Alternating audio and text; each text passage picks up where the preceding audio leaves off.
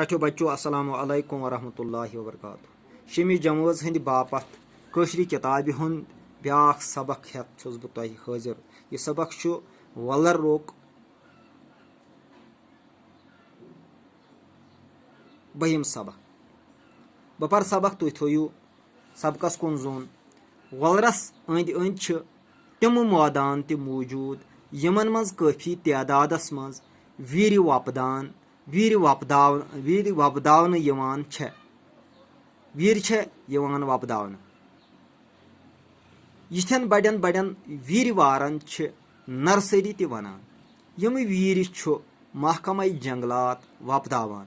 योहै महकम छु अमिच रच रावट करान।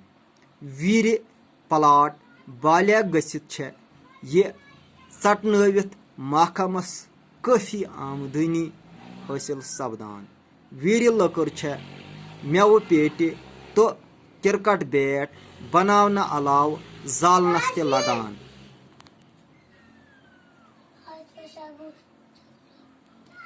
यो टाठो बच्चो अजुक सबक। बह कर सबकस मुतलक कह सवाल तो युथ तोह सवालन सत जवाब वन बह तोह लकटन लकटन तोह पूर पट सबक जहन नशीन सब्ज। वलरस अंद अंद मैदानन मज क्या छु वपदावन यवान। वलरस अंद अंद मैदानन मज छ वीर वपदावन यवान। यमन बड़न वीर वारन क्या छु वनान। यमन बड़न वीर वारन छ नर्सरी वनान। वलरस अंद अंद वीर नर्सरी कुस छु वपदावान। वलरस अंद अंद वीर नर्सरी छु महकमा जंगलात वपदावान। वीर बालिया गसित क्या छु यवान यमन करन। वीर बालिया गसित छ यम यवान चटन तो यमन हंद पोस छ महकमा जंगलातस सरकारस कुन बरन यवान।